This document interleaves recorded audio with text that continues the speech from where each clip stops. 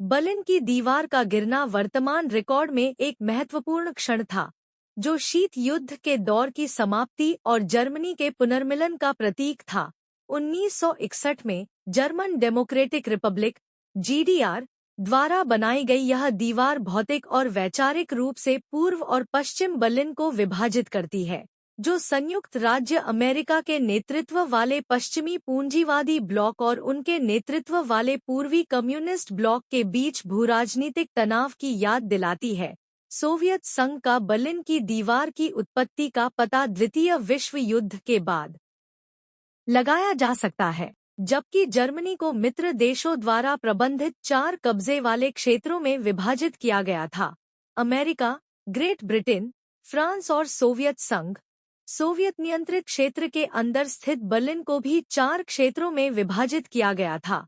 जैसे जैसे पश्चिमी सहयोगियों और सोवियत संघ के बीच वैचारिक मतभेद गहराते गए, तनाव बढ़ता गया, जिसकी परिणति 1949 में जर्मनी के 2 अलग-अलग राज्यों में विभाजन के रूप में हुई: जर्मनी का संघीय गणराज्य पश्चिम जर्मनी और जर्मन लोकतांत्रिक गणराज्य पूर्वी जर्मनी।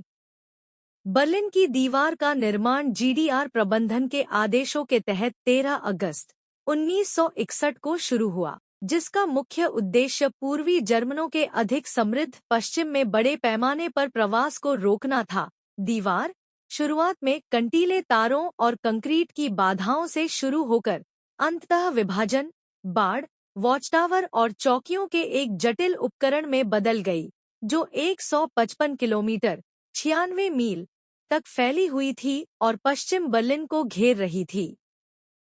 लगभग 3 दशकों तक बर्लिन की दीवार परिवारों, दोस्तों और समूहों को अलग रखते हुए एक शारीरिक और वैचारिक बाधा के रूप में खड़ी रही।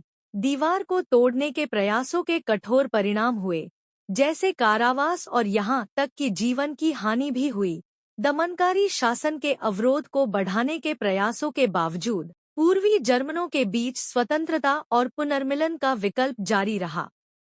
80 के दशक के अंत में पूर्वी यूरोप में बदलाव की हवा चलने लगी, क्योंकि मिखाइल गोर्बाचेव के ग्लासनोस्ट, खुलेपन और पेरेस्ट्रोइका, पुनर्गठन के सिद्धांतों ने सोवियत संघ में सुधार की एक नई पीढ़ी की शुरुआत की। पूर्वी ब्लॉक राष्ट्र इन सुधारों से उत्साहित हुए और आसपास चल रही क्रांतियों की लहर से प्रेरित होकर अतिरिक्त राजनीतिक स्वतंत्रता और मौद्रिक सुधारों के लिए चिल्लाए। पूर्वी जर्मनी में लोकतांत्रिक सुधारों और सत्तावादी शासन को बंद करने की मांग को लेकर बड़े पैमाने पर विरोध प्रदर्शनों ने गति पकड़ ली। 9 नवंबर 1989 को स्थानीय और अंतर्राष्ट्रीय स्तर पर बढ़ते दबाव के बीच पूर्वी जर्मन सरकार ने अचानक घोषणा की कि पश्चिम की ओर यात्रा नियमों को हटाया जा सकता है, जिससे सीमाएं सफलतापूर्वक खुल जाएंगी।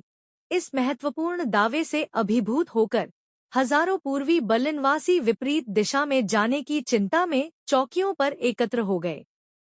जैसे जैसे चौकियों पर भीड़ जमा होती गई, सीमा रक्षक अपने आदेशों से अनिश्चित अंततः नरम पड़ गए, जिससे उत्साहित भीड़ को पूर्व और पश्चिम बर्लिन के बीच स्वतंत्र रूप से जाने की अनुमति मिल गई। हर्षोल्लासपूर्ण पुनर्मिलन और समारोहों के दृश्य मैदान के चारों ओर गूंज रहे थे, जो बर्लिन की दीवार के आसन्न विनाश और जर्मनी के पुनर्मिलन का संकेत दे रहे थे।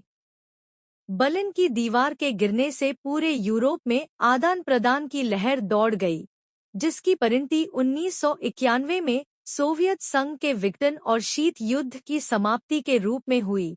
यह उत्पीड़न और अत्याचार पर लोकतंत्र, स्वतंत्रता और मानवीय भावना की विजय का प्रतीक है। आज बर्लिन की दीवार के अवशेष मानव आत्मा के लचीलेपन और स्वतंत्रता और सद्भाव की स्थायी खोज की मार्मिक याद दिलाते हैं।